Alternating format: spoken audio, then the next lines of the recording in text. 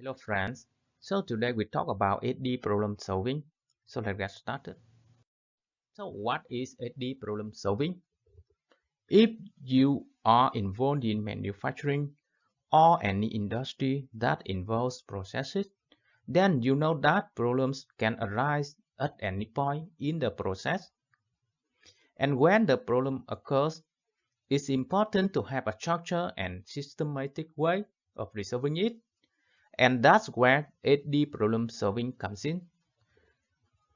So 8D problem solving is a methodology used to identify, to correct, and to prevent problems in a process. It's an effective way of resolving complex problems that require more in-depth analysis. And the 8D process is broken down into 8 steps. Establish the team, define the problem, contain the problem, identify the root cause, develop and implement corrective action, verify the effectiveness of the corrective actions, prevent recurrence, and recognize the team.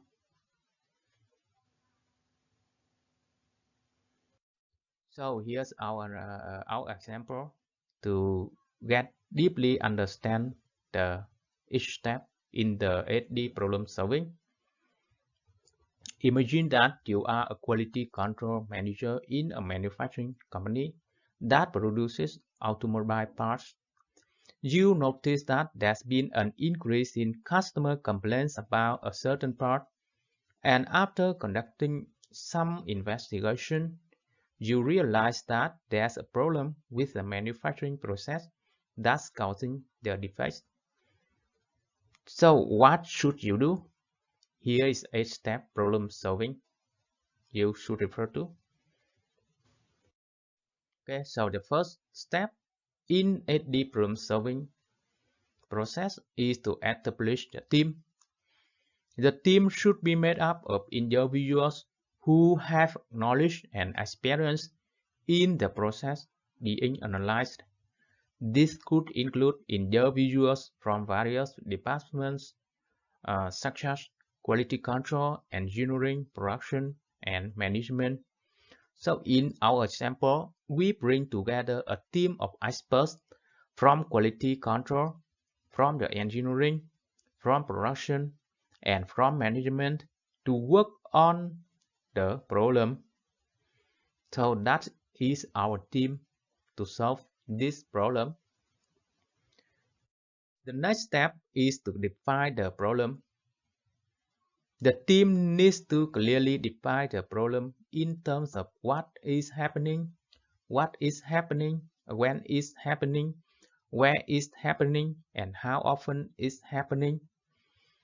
This step is crucial because it sets the stage for the rest of the problem-solving process. So, for example, the team determines that the problem is with a specific part that is being manufactured, and the part has a defect that's causing it to fail, and this is leading to an increase in customer complaints.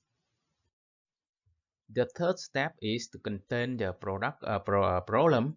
This means taking immediate action to prevent the problem from spreading or getting worse. It could involve stopping production, quarantining affected products, or other measures that are necessary to prevent the problem from getting out of control. So, for example, the team take immediate action to contain the problem. So they stop production of the part and quarantine any affected parts to prevent them from reaching customers. The fourth step is to identify the root cause of the problem. This step involves a more in-depth analysis of the problem to determine what is causing it. This could involve conducting tests, gathering data, and analyzing the results. In our example, The team conducts a thorough analysis to identify the root cause of the problem. They realize that there's a problem with the cooling system in the production process that's causing the part to warp and become defective. The next step is to develop and implement corrective actions based on the information gathered in the step 4. The team needs to come up with a plan of action to correct the problems. This could involve changing the process, modifying equipment, or other measures that are necessary to fix the problem.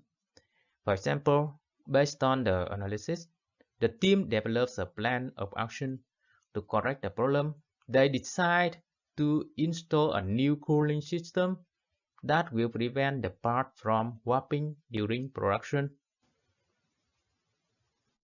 The sixth step is to verify the effectiveness of the corrective actions.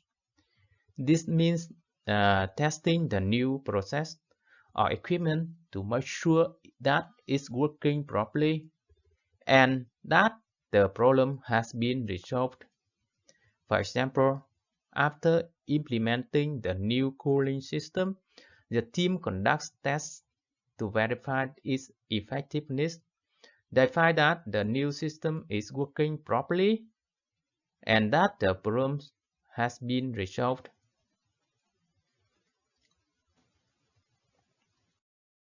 The seventh step is to prevent recurrence. This involves taking measures to ensure that the problem does not happen again in the future. This could involve implementing new procedures, training employees, or other measures that are necessary to prevent the problem from happening again. For example, to prevent recurrent, the team decides to implement a new quality control process that will catch any defects before the parts are shipped to customers. They also train employees on the new process and ensure that it's being followed correctly. The final step is to recognize the team. It's important to acknowledge the hard work and effort put in by the team to solve problems. This could involve presenting awards or other forms of recognition to the team members. For example, finally the team is recognized for their hard work in solving the problem. They are presented with awards and recognition for their efforts.